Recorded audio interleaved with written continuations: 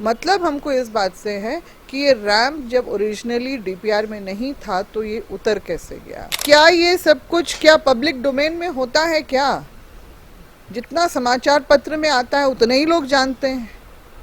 Public domain में कभी भी डीपीआर आया है क्या? जमीन संबंधी कानून को भी जो मान्यता मिली है, फिर 244 अनुच्छेद में जो हमारा 5वीं अनुसूची 6वीं अनुसूची भी आता है, ये सारा कुछ है हमारे लिए दिया गया, तैयार किया गया। ये रैम्प हटाइए शुरू से, मेरे जैसे संज्ञान में ये बात आई है, हमने शुरू से ही लिखित रूप से भी उनको ज्ञापन दिया है मुख्यमंत्री जी को, और उसमें दोनों बातें कि सरना भवन की निर्माण में गड़बड़ी और रैम्प को हटाने की बात, दोनों बात लिखी उसमें। ये रैम्प का जो विवाद है तो राज्य सरकार के अधीन है, तो एक तरफ राज्य सरकार और दूसरी तरफ जैसा कि आप कह रहे हैं कि आरएसएस, विश्व हिंदू परिषद, इन दोनों जो है दो पहलू हैं। इन दोनों पहलू में सबसे ज़्यादा खतरनाक आदिवासियत के लिए कौन अभी के परिवेश में दिख रहे हैं? सरहुल का त्योहार और रैंप विवाद जो है अभी भी जस का तस पड़ा हुआ है। हमारे साथ गीता श्री उरांव जी हैं, हम उनसे बातचीत करेंगे। जिस तरीके से रैंप का जो विवाद है वो काफ़ी बढ़ा हुआ दिखाई दे रहा है। विभिन्न आदिवासी संगठनों के द्वारा जो है बंद बुलाए भी गए, बावजूद इसके जो रैंप का जो काम है वो रोक तो दिए गए हैं, लेकिन जो तोड़ने की जो कवायद है महज 5 मजदूरों के भरोसे पे वो तोड़ने की कवायद जो है की जा रही है। यही काम अगर हमारे आंदोलन जो तकरीबन अब 3.5 मतलब 2.5-3 महीना हो रहा है, अगर ये बात पहले ही समझ के सरकार के निर्देश पे प्रशासन हरकत में आता तो अभी तक तो रैम्प क्लियर हो जाता। मगर ये असल में मंशा है नहीं, वो सिर्फ अभी जो मज़दूरों के द्वारा जो खुदाई करवाई जा रही है वो तो बहुत ही लंबा टाइम लेगा, और सरहुल में होने वाली परेशानियों को, अड़चनों, शोभा यात्रा में जो आने वाले लोगों को जो परेशानियां होगी उसकी आशंका के निमित्त हमने इस रैम्प को हटाने का भी बात रखी। ये और साथ में कि हमारी विरासत की ज़मीन का भी सरकारी अतिक्रमण भी कर लिया गया पिछले साल। तो इन सारी चीज़ों को कि रैम्प को हटाएं तो शुरू से जब से हमारे संज्ञान में आया है। इनफैक्ट वहाँ के स्थानीय लोग भी पिछले साल से ही, जब इसका शेप बदलना शुरू हुआ, जुटको जब तक बना रहा था तब तक हाइट मेरा खुद का देखा हुआ है नवंबर लास्ट ईयर, वो बिल्कुल सही हाइट था जो एक फ्लाईओवर का होता है। और फिर दिसंबर में कब शेप चेंज हुआ, क्योंकि दिसंबर में भी लिखित रूप से इस बात का विरोध जो है दफ्तरों में जहाँ जो समझ में आए, इनफैक्ट सीएमओ तक में भी डाला गया है। जो रिसीविंग मिलती है वही उसका प्रमाण होता है, स्टैंप लगता है ना किसी भी ऑफिस का, तो वो उसका प्रमाण होता है। तो वो कर ही रहे थे। जनवरी में मेरे ये संज्ञान में आया एक वीडियो जो हम 20 जनवरी को देखे। हम अहमदाबाद में थे उस समय और मेरे पास कुछ खाली टाइम था लौटने के क्रम में, तो उस समय देखे तो फिर हम पूछताछ किए और फिर अगले दिन ही 21 तारीख को हम वहाँ पहुँचे। तो सामने मतलब उस वीडियो को देख के ही झटका लगा था पहला, और सामने से देख के तो हम हैरान ही रह गए कि ये सब मतलब पिछले साल से लेके अभी तक में हो गया। हम लोग तो आश्वस्त थे कि कनेक्टिंग फ्लाईओवर का जो प्रारूप है, जो डीपीआर जो है, और क्योंकि मेरे लिए ये निश्चित रूप से था, क्योंकि 7 अप्रैल 2022 में जिस दिन सरना स्थल का जो शिलान्यास होने वाला था, उसी दिन मुझे फ़ोन के द्वारा एक सूचना मिली कि ठीक गेट के सामने ड्रिलिंग हो रही है। बहुत संभावना है कि वहाँ कोई पिलर खड़ा हो जाए, तो फिर मूवमेंट कैसे होगा प्रोसेशन का, जो इतने भारी संख्या में लोग वहाँ पर पहुँचते हैं, रात तक पहुँचते हैं, कैसे मूवमेंट मतलब उसमें होगा, दिक्कत होगी। ये इस झारखंड की जनता से कोई मतलब नहीं है।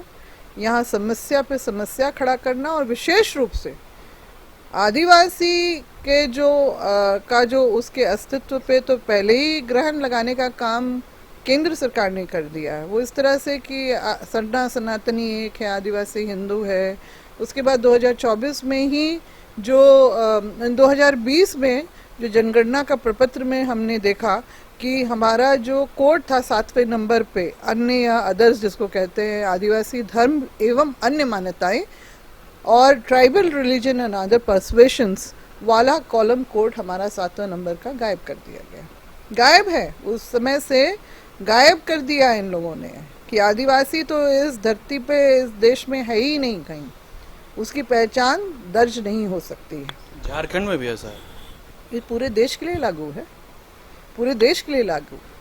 अब आगे चले तो सरुल की शोभा, मतलब कोविड के चलते 20 में नहीं हुआ, 21 में भी नहीं हुआ, 22 में जब ये शोभा यात्रा निकलती है और उसके बाद एक रिपोर्ट भी आती है साथ ही साथ कि 5वां स्थान मिला है सरुल शोभा यात्रा को देश भर के सर्वे में, तो निश्चित रूप से कहीं ना कहीं उन लोगों के लिए ये घंटी बजी कि जिनका हम समूल सब कुछ नष्ट करना चाहते हैं, अस्तित्व, इनकी विरासत, इनका इतिहास, इनका संवैधानिक अधिकार, तो ये अब तो अपनी परंपरा की भव्यता के साथ लाखों की भीड़ में आगे बढ़ रहे हैं। तो कहीं ना कहीं वहाँ पर कुछ हुआ है और वहीं पर डीपीआर चेंज हुआ है और उसके बाद ये रैंप उतारने का जो बड़े, मतलब जिस भी तरीके से हुआ, मगर ये अतिक्रमण क्यों हुआ, किन लोगों को जानकारी थी इसकी, और फिर भी वो सुनने में तो आया कि जो केंद्रीय सरना समिति का जो अध्यक्ष के द्वारा ये बोला गया कि नहीं, जितना चाहें आप अपने सुविधा अनुसार, प्रोजेक्ट के अनुसार आप कर सकते हैं। ये बातें, तरह तरह की बातें आ रही है, उनसे हमको उतना मतलब नहीं है। मतलब हमको इस बात से है कि ये रैम्प जब ओरिजिनली डीपीआर में नहीं था तो ये उतर कैसे गया, और वो भी हमारी ऐसी पवित्र जगह 46 डिसमिल की ही ज़मीन है जिसमें लाखों की भीड़ में से तकरीबन, मतलब 50,000 जो बताते हैं कि इतनी भीड़ दिन भर में आती जाती है, रात तक लोग, वहाँ के स्थानीय लोग जो हैं इसकी व्यवस्था में लगे रहते हैं। ये रैंप उतरने से मुझे तो देखते के साथ लगा कि इतनी सकरा रास्ता, इतनी भीड़ कैसे, क्योंकि 2016 में मैंने खुद जो है, जब माननीय द्रौपदी मुर्मू जी हमारी राज्यपाल हुआ करती थी, तो सरुल के मौके पे बिल्कुल ठीक गेट के सामने में स्टेज बना था और उस स्टेज में मुझे भी बैठ के वहाँ से जो है अंदर जो है सरना भवन, ये सरना स्थल में लोगों का आना जाना देखने का एक मौका मिला था। तो उस समय भी बहुत दिक्कत होती थी, बहुत व्यवस्था, मतलब काफ़ी मशक्क़त करनी पड़ती थी। अब आप बताइए कि इतनी सक्रिय जगह से लोगों का आना जाना, झांकियाँ भी होती हैं, लोग के बड़े बड़े झंडे भी होते हैं, वो कैसे संभव होगा?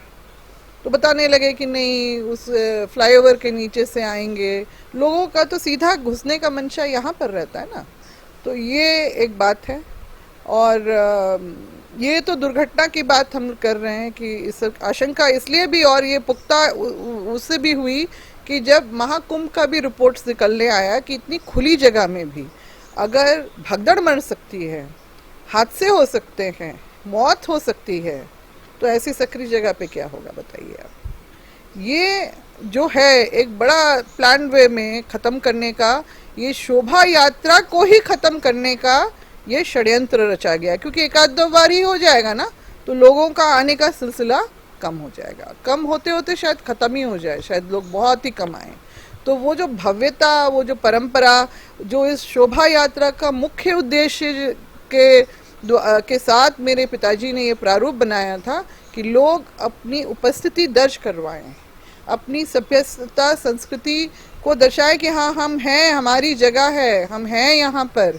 इसीलिए उन्होंने ये पूरा प्रारूप तैयार किया आपका, इसको अतिक्रमण मुक्त कराने के बाद। इस सिरम टोली का जो सरना स्थल, जो 3 तरह के खतियान में ये दर्ज है 46 डिसमिल, उसकी पावनता को बरकरार करने के लिए पहले तो अतिक्रमण मुक्त करवाया, उसके बाद उस मतलब आपका कांके, नामकुन, बेड़ो की अपने सहयोगों के द्वारा, जो वहाँ पर के पहान के द्वारा पूजा करके, फिर वहाँ से लोगों का जो यहाँ पर हातमा पे आना खोड़ा दल के साथ, फिर हातमा का भी सरना स्थल का बहुत महत्व है, और वो एक वहाँ का एक स्टार्टिंग पॉइंट बना के वहाँ से खोड़ा दल वगैरह के साथ में महज मेरे ख्याल से 100-125 लोगों ने इसकी शुरुआत, जिसमें मेरे पिताजी ने अगुवाई की, पैदल चल के गए वहाँ तक, और इस तरह से वो जो सिलसिला बना वो साल दर साल होते होते इतने साल, अब 56-57 साल हो रहे हैं, और ये सिलसिला बना रहा, और लोग जुड़ते गए, लाखों की भीड़ हो गई। जो 100 से शुरू हुआ वो हजारों में गया, फिर लाख से लाखों में चला गया। और इसकी भव्यता ये कि विदेशी चैनल, क्योंकि 2016 में ही हम देखे थे कि विदेशी लोग कुछ आए हुए थे और पता चला कि वो रिकॉर्ड करके रिले कर रहे हैं वो लोग। तो ये सारी चीज़ें जो हैं वो एक बहुत ही खूबसूरत जो हमारा बन गया था, और ना सिर्फ हमारे इस झारखंड में बल्कि देश में अलग अलग जगह में भी लोगों ने इसको शुरुआत की। बांग्लादेश में भी हमारे आदिवासी रहते हैं, उन्होंने भी वहाँ पर भी नेपाल में भी शुरुआत की वहाँ पर। तो ये एक जो है सब जगह जो लोग अपने इस परंपरा को आगे लेके बढ़ने लगे, ख़ास तौर से जहाँ से शुरुआत हुई वहीं पर ग्रहण लगा दिया गया। तो ये हमारे लिए बहुत तकलीफ दे, और मेरे लिए तो बहुत ही ज़्यादा है, क्योंकि मेरे पिताजी ने इसमें जो इतना अपनी ताकत झोंकी अतिक्रमण मुक्त कराने, फिर ये प्रारूप बनाने, उसको सब कुछ कंटिन्यू करने, और उसके बाद से ही हम लोग दिल्ली में रहते थे, तो दिल्ली में भी हमारा करम पूजा, सरुल और करम पूजा वहाँ पर हमारे आंगन में होता था। दिल्ली में काम करने वाले लोग जो है महीना भर आते थे, और मतलब प्रैक्टिस होती थी, और उसके बाद फिर पूजा में शामिल होते थे।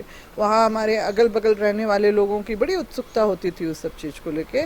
आज भी वहाँ पर रहने वाले उस परंपरा को कंटिन्यू करके रखे हैं। तो ये सारा चीज़ जो है, ये आदिवासियत पे अपने गर्व करे, अपने परंपरा को, रूढ़िवादी परंपरा को लेके चले, अपने इतिहास को जाने, और जो है अपनी उपस्थिति दर्ज करवाए। और ग्रहण कब से लगना शुरू हुआ? 2016 से। सरना सनातनी एक है, आदिवासी हिंदू है, तो वो उसको अलग से कॉलम कोड को, ये जो, और ये अचानक नहीं हुआ है, ये इससे 20 साल पहले अगर हम लोग जाने, 1994 में नागपुर में एक दिवसीय अधिवेशन हुआ था वहाँ पर, जिसमें सिर्फ मात्र 2 एजेंडा बने थे। ये मेरा देखा हुआ है, हम ऐसे नहीं बोल रहे हैं, देखा हुआ है। सिर्फ 2 एजेंडे बने थे। एक, पहला नंबर 1 संपूर्ण हिंदू राष्ट्र बनाना, नंबर 2 आदिवासियत को ख़त्म करना, बस वहीं पर ख़त्म, बात वहीं पर ख़त्म।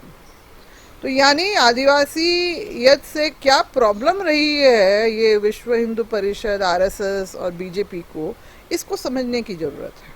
मैडम एक सवाल आता है, चूंकि ये रैंप का जो विवाद है तो राज्य सरकार के अधीन है, तो एक तरफ राज्य सरकार और दूसरी तरफ जैसा कि आप कह रहे हैं कि आरएसएस, विश्व हिंदू परिषद, इन दोनों जो है 2 पहलू हैं। इन दोनों पहलू में सबसे ज़्यादा खतरनाक आदिवासियत के लिए कौन अभी के परिवेश में दिख रहे हैं? देखिए, ये बहुत ही मामला उलझ इसलिए भी गया है क्योंकि हम लोग जानते हैं कि बहुत मनुवादी प्रवृत्ति के लोग जो हैं हमारे झारखंड में जगह जगह दफ्तर में भी बैठे हैं, टेक्निकल टीम में भी हैं। भले ही इंजीनियर चीफ ने बताया, डीपीआर मेरे ख्याल से बहुत हद तक वैसे ही बना होगा, क्योंकि पेपर ऊपर में भी सब में फ्लैश हुआ था कनेक्टिंग।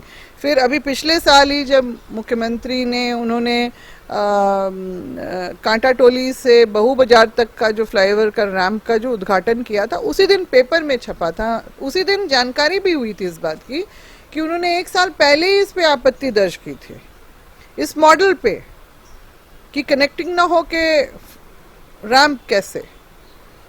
अब कहाँ क्या हुआ, मगर हमको लगता है ये जो उन्होंने उद्घाटन कर दिया तो सिग्नल इधर से भी मिल गया, क्योंकि जब जुटको वहाँ पर आपका रेलवे स्टेशन के पास में जो वहाँ पर होटल्स वगैरह हैं, वहाँ तक बिल्कुल ठीक जा रहा था। उसके बाद से जो एलएनटी को दे के जो उसका शेप चेंज किया गया है और ये रैम्प को उतारा गया है, क्या इसका मतलब क्या है? ये षड्यंत्र का ही हिस्सा है। और जो आप बोल रहे हैं कि राज्य सरकार, अगर मुख्यमंत्री, उन्होंने 1 साल पहले ही आपत्ति दर्ज की थी, फिर भी उनकी उसके आपत्ति के बाद भी हो गया ये सारा कुछ, तो कंट्रोलिंग पावर कहीं और है। आखिर है तो ना दिल्ली में बैठे हुए लोग, उनका भी तो चलता है ना बहुत कुछ, वही हुआ है। और अब यहाँ पर जो भी हुआ, हमने तो कहा कि रैंप हटाइए। शुरू से मेरे जैसे संज्ञान में ये बात आई है, हमने शुरू से ही लिखित रूप से भी उनको ज्ञापन दिया है मुख्यमंत्री जी को, और उसमें दोनों बातें कि सरना भवन की निर्माण में गड़बड़ी और रैंप को हटाने की बात, दोनों बात लिखी उसमें। फिर जब 24 फरवरी को हम मिले तो मैंने दो अलग अलग ज्ञापन, फ्लाईओवर के रैंप को हटाने को लेके अलग से डिटेल में, और फिर आपका सरना भवन के लिए अलग से, और ये जो महानुभव जो अभी पूरा चक्री घुमाते रहते हैं ना सब जगह, इनके लिए अलग से।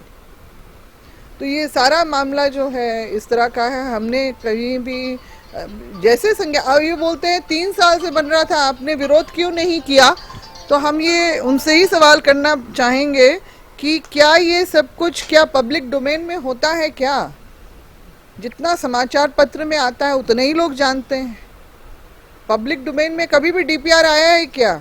मुझे भी जब अपना एक उसका बनवाना था, मेरा ही लाया हुआ था दिल्ली से, ये एक 38 किलोमीटर का सड़क सिसई से बसिया तक, बड़ी मतलब मेहनत करनी पड़ी मगर आ गया। तो उससे पहले ही डीपीआर बन चुका था उसका। तो डीपीआर का जब मैं कॉपी मांगने के लिए गई तो मैडम बहुत वॉल्यूम है इसका, ये है वो है, देना मुश्किल है, ये मुझे भी इनकार कर दिया था। पब्लिक डोमेन में नहीं आता है। मगर फिर मैंने उसको कैसे पास करवाया, वीडियो बनवाया, और फिर जाके फिर वहाँ पर पथ निर्माण भाग हाईवे वाले जो है उसमें मैंने डाला। मैंने कहा आप देख लीजिए ये सड़क बननी है, तुरंत पास हो गया। तो डीपीआर ना देते हैं ना दिखाते हैं लोग जल्दी, और ना वो पब्लिक डोमेन में डालने का तो खैर आदत ही नहीं है लोगों को। तो ये सब है चक्कर। अब दोष हमें दें, क्या हमने डिज़ाइन तैयार किया, क्या हमारे डायरेक्शन में सारा कुछ हुआ? मगर हाँ ये बात तो है, 22 में तो ये बात इंजीनियर चीफ के मुंह से आई थी कि मैडम हमें भी जानकारी है और डीपीआर उसी हिसाब से बना है। तो डीपीआर कब कैसे चेंज हुआ, ये ही षड्यंत्र की बात है। और मैंने आपको उसका बैकग्राउंड भी बता दिया कि किस तरह से हमारी सब चीज़ों को जो है ख़त्म करने का जो पहले से ही चल रहा है काम। मैं तो 2021 में रजिस्ट्रार जनरल ऑफ इंडिया, गृह मंत्रालय के रजिस्ट्रार जनरल से मैं मिल चुकी हूँ 2 बार मिली हूँ। लिखित रूप से सारी बातों को रखते हुए उनसे हमने कहा कि ये कोड था भाई, मतलब अंग्रेज़ों ने जो दिया, सारा इतिहास बताते हुए, आज़ादी के बाद से हमारे पास 51 में पहले ट्राइबल था, फिर 61 से लेके 2011 तक अदर्स, मतलब ट्राइबल रिलीजन एंड अदर्स बस। ये सारा कुछ जो है पहले से चला आ रहा था।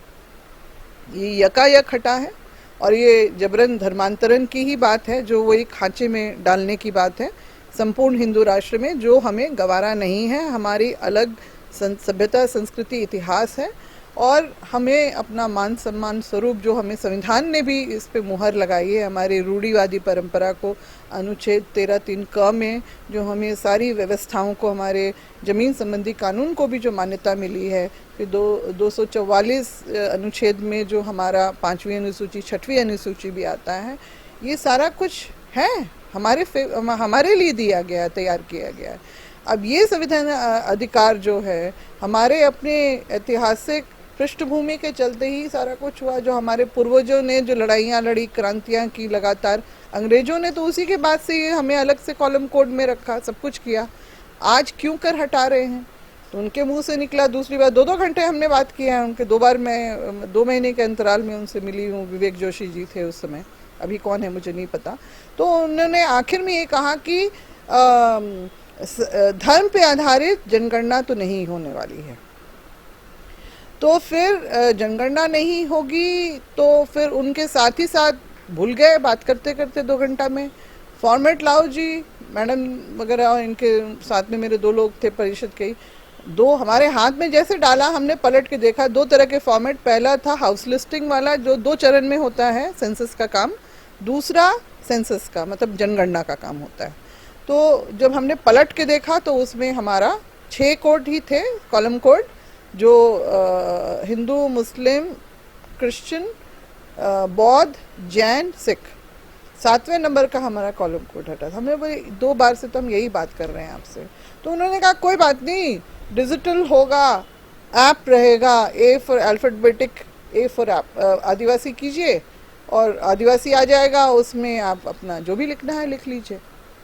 तो ये एक अंतिम सवाल है, चूंकि रैंप जो विवादी रैंप है वहाँ पे अब जो है एक मंच का निर्माण किया जा रहा है। जी, मुझे जानकारी मिली है और इसका विरोध हो रहा है बहुत ज़्यादा, क्योंकि वो मंच के साथ साथ वहाँ ऑर्केस्ट्रा, मतलब सोच लीजिए कहाँ हम परंपरा को लेके चल रहे हैं और कहाँ हमें मुंह चढ़ाने के लिए जो है रॉक बैंड या ऑर्केस्ट्रा ये सब की बात हो रही है, और नागपुरी पॉप चलेगा। आखिर उतना बड़ा, मैंने फोटो में देखा है, काफ़ी बड़ा वो बन रहा है और इस तरह का जो योजना है, तो ये तो फिर और आक्रोशित हो रहे हैं लोग ये सबको देख देख के। तो समाधान से ज़्यादा लगता है कि उकसाने की ही मतलब का भी प्रक्रिया उधर से दूसरी तरफ से चल रहा है, जो हम लोग को और ज़्यादा आक्रोशित कर रहा है। लोग बहुत इसको देख के, और मतलब सुना था मगर आज देख भी लिया। फिल्टर होके आई थी ये बात हमारे पास में कि इस तरह का कुछ होगा, और जो समीक्षा बैठक में हमने माइक से भी बोल दिया था कि अगर इस तरह का कुछ होता है तो हम इसका विरोध करते हैं, तब भी कर दिया इन्होंने। तो अब किस समझ के तौर पे या किस मंशा से ये सारा कुछ कर रहे हैं या किन लोगों के ये बहकावे में आके कर रहे हैं, तो अब समझ लें आदिवासी समाज तो नाराज हो ही गया है। और ये सिर्फ नहीं कि यहाँ के लोकल, बल्कि जितने भी सरना आदिवासी हैं, किसी भी समुदाय के हो, सभी नाराज हैं। बहुत सारी चीज़ें जुड़ी, अभी हम बोलने शुरू करेंगे तो बहुत कुछ जुड़ जाएगा इसमें। मतलब सिर्फ ये उराव मुंडा का क्षेत्र अगर बोलें तो वही नहीं हो, खड़िया संताली तक भी वो लोग भी नाराज हैं, और बाकी भी जो दूसरे और भी जो समुदाय हैं, आदिवासी समुदाय, उनमें भी इसको लेके, इस सारे प्रकरण को लेके बहुत नाराजगी। बिल्कुल, ये गीताश्री उरांव जी हैं और इन्होंने सीधे तौर पे कहा कि जो परंपरा के साथ जो खिलवाड़ हो रहा है उससे आदिवासी समाज में जो है कहीं ना कहीं आक्रोश है। साथ ही जो सरना का जो जुलूस निकलता है उसको कुचलने की जो है एक साजिश जो है रची जा रही है। हालांकि इस चीज़ को लेकर आदिवासी समाज में भी जो है काफ़ी आक्रोश है और सब कुछ समझ भी रहे हैं और इसका माकूल जवाब भी समय पर दिया जाएगा। सहयोगी गौरव कुमार के साथ कुंदन कुमार, न्यूज़ 22 रांची।